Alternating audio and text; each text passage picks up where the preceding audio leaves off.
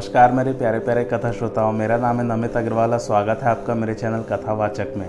पिछली कथा में हम लोगों ने सुंदरकांड आरंभ कर दिया था और हनुमान जी ने जो है लंका दहन आरंभ कर दिया था। रावण ने उनकी पूंछ में आग लगा दी थी और वो लंका दहन करने चल दिए थे। सारे लोग बहुत परेशान थे। आइए आगे आज की कथा आरंभ करते हैं। मेघों ने आकर बहुत जल बरसाया, परंतु जैसे तेल पाने से आग बढ़ती है ऐसे ही चौगुनी अग्नि बढ़ गई। जब राक्षसों के अंग अंग में अग्नि के बाढ़ लगे तब सब प्राण लेकर भागे।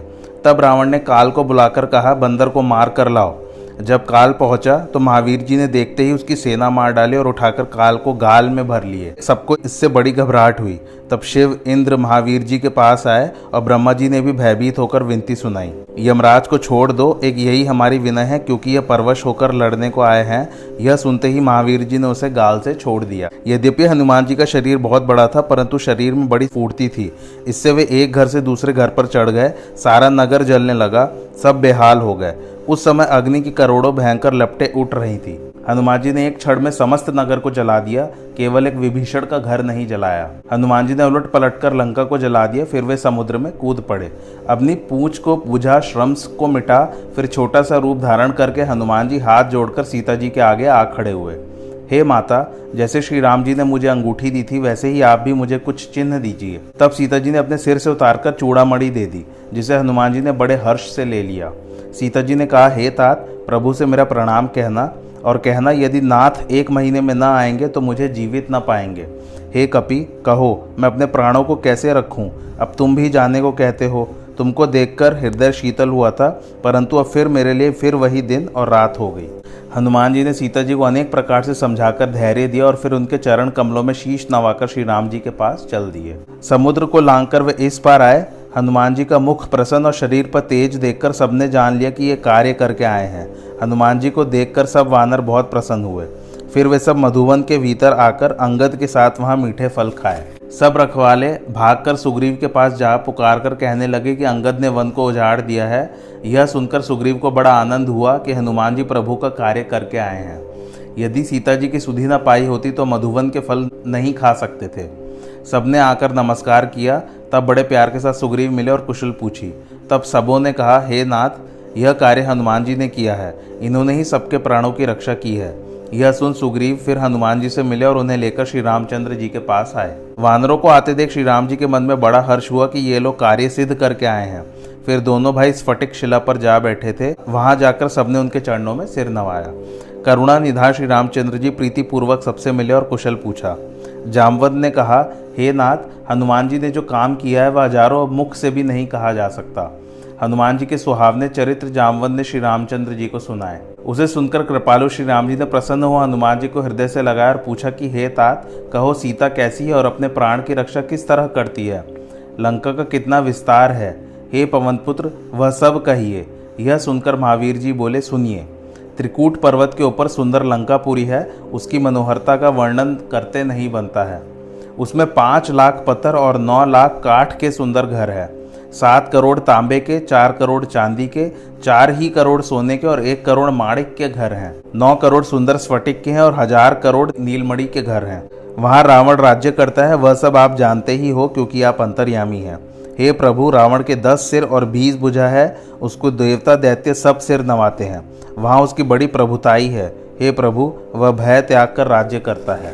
हे प्रभु, अब चलिए, देर मत कीजिए, तुरंत चलकर जानकी को धीरज दीजिए। आपके बिना जानकी बड़ा दुख पाती हैं, उनके मन को भोजन वस्त्र कुछ भी अच्छा नहीं लगता। हनुमान जी ने कहा, हे प्रभु, उन्होंने चलते समय यह चूड़ामणि दिया है, उसे लेकर श्री राम जी ने हृदय से लगा लिया। हनुमान जी ने फिर सीता जी का संदेश सुनाया। हे दया निधान, सीता जी का एक एक पल कल्प के समान व्यतीत होता है। हे प्रभु, शीघ्र चलिए और अपनी भुजाओं के बल से दुष्टों के दल को जीतकर उन्हें ले आइए। सीता जी का दुख सुनकर सुख के धाम प्रभु के कमलवत नेत्रों में जल भर आया। श्री रामचंद्र जी ने हनुमान जी को उठा हृदय से लगाकर और हाथ पकड़कर अपने निकट बैठा लिया। फिर पूछा कि हे हनुमान, रावण की पाली हुई दुर्गम लंका को तुमने किस प्रकार जलाया? तब प्रभु को प्रसन्न जान हनुमान जी ने सारी कथा कह सुनाई। तब श्री राम जी ने सुग्रीव को बुला और कहा कि अब चलने की व्यवस्था करो। अब विलंब क्यों करते हो? तुरंत वानरों को आज्ञा दो। सुग्रीव ने शीघ्रता से यूथपतियों के यूथों को बुलाया। फिर अनेक रंग के और अपार बल वाले बंदर तथा रीछों के झुंड आ गए। प्रभु के कमलवत चरणों में मस्तक झुकाकर वे महाबली रीछ बंदर गरजने लगे। श्री राम जी ने सब वानरों की सारी सेना देखी, फिर उन पर कृपा दृष्टि डाली। तब श्री राम जी ने प्रसन्न होकर गमन किया। प्रभु जी का गमन करना सीता जी ने जान लिया। तब उनके बाएं अंग फड़कने लगे। वानर और रीछों की संख्या अपार थी और वे गरज रहे थे। उस वानरी सेना के बड़े भारी बोझ को शेष जी भी नहीं सह सकने के कारण बारंबार मूर्छित हो जाते और बारंबार दांतों से कछुए की कठोर पीठ को पकड़ते, परंतु उस पर दांत नहीं गड़ते। रेखा बन जाती। वह रेखा कैसी शोभायमान लगती है, मानो शेष जी कछुए की पीठ को अचल जानकर उस पर श्री रघुनाथ जी के सुंदर यश की प्रशस्ति लिख रहे हैं। इस प्रकार कृपा सिंधु श्री रामचंद्र जी समुद्र के किनारे जाकर उतरे। वहां लंका में तब से राक्षस जड़ते रहते थे जब से हनुमान जी लंका भस्म करके गए थे। अपने अपने घर में विचार करने लगे कि अब राक्षसों के वंशज उबर नहीं सकते। जब यह बात दूतों के मुख से मंदोदरी को ज्ञात हुई तो वह बहुत व्याकुल हो गई। वह हाथ जोड़कर पति के चरणों में गिर पड़े और नीति रस से पगी हुई वाणी में बोली, हे कंत, भगवान से बैर त्याग दीजिए। यदि आप अपनी भलाई चाहते हैं तो उसकी स्त्री को अपने मंत्री द्वारा बुलाकर भेज दीजिए, क्योंकि तुम्हारे कुल कमल के लिए दुखदायी सीता शीतकाल की रात्रि के समान आई है। मंदोदरी की वाणी कानों से सुनते ही जगत विख्यात अभिमानी रावण हंसा तथा बोला, सच है, स्त्री का स्वभाव डरपोक होता है, वे मंगल में अमंगल रचती हैं। यदि बंदरों की सेना आएगी तो बेचारे राक्षस उन्हें खा खाकर जिएंगे। जिसके भय से लोकपाल कांपते हैं, उसकी स्त्री होकर भी भय करे तो बड़ी हंसी की बात है।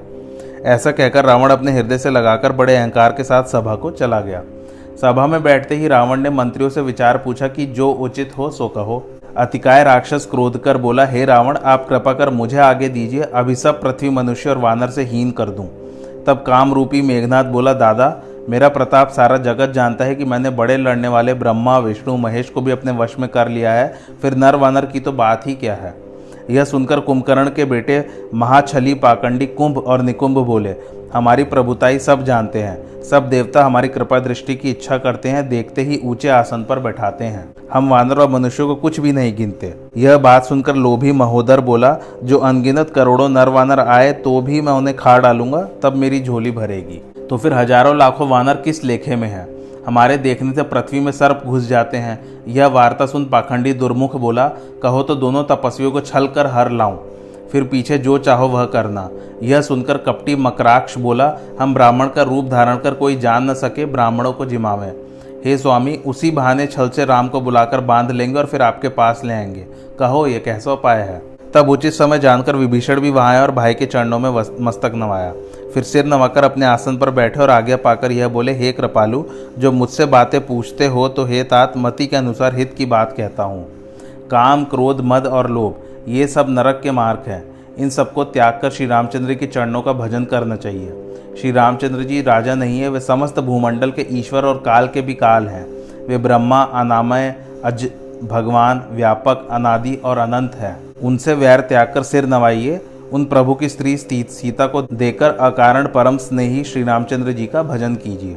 हे रावण, मैं बार बार तुम्हारे पांव पड़ता हूँ कि मान, मोह व मद को छोड़कर उन कौशलाधीश श्री रामचंद्र जी का भजन करो। माल्यवंत अत्यंत बुद्धिमान मंत्री था। उसने यह बात सुनी तो अत्यंत सुख माना और कहा, हे तात, तुम्हारा अनुज नीति का विभूषण है, अतः विभीषण जो कहता है वह हृदय में धारण करो। तब रावण क्रोधित होकर बोला, ये दोनों ही मूर्ख हैं जो शत्रु की प्रशंसा करते हैं, कोई इन्हें यहाँ से दूर हटाओ। माल्यवंत तो घर चला गया और विभीषण हाथ जोड़कर पुनः कहने लगे, हे नाथ, सुमति और कुमति तो सबके हृदय में होती है, परंतु जहाँ सुमति है वहाँ पर संपत्ति होती है और जहाँ कुमति होती है वहाँ विपत्ति है। यही वेद और पुराण भी कहते हैं। हे तात, मैं चरण पकड़कर आपसे मांगता हूँ, मेरा यह प्रेम रखो कि सीता को श्री रामचंद्र जी के हवाले करो, इसी में तुम्हारा कल्याण होगा। सुनकर रावण जल उठा और बोला, रे दुष्ट, अब तेरी मृत्यु निकट आ गई है।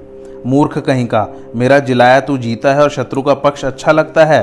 रे दुष्ट, भला यह तो बतला कि संसार में ऐसा कौन है कि जिसे मैंने अपनी भुजाओं से न जीता हो। मेरे पूर्व में तो बसता है और तपस्वियों से प्रेम करता है। ऐसा कहकर लात मारा तो विभीषण बारंबार उसके चरण पकड़ने लगा। विभीषण ने कहा, आप तो पिता के समान है, मुझे भले ही मारे, परंतु श्री रामचंद्र जी का भजन करने में ही आपकी भलाई है। आज की कथा यहीं समाप्त होती है। कैसी लगी आपको कथा कमेंट करके ज़रूर बताइए और मेरे चैनल कथावाचक को लाइक, शेयर और सब्सक्राइब ज़रूर कीजिए। Thanks for watching. धन्यवाद।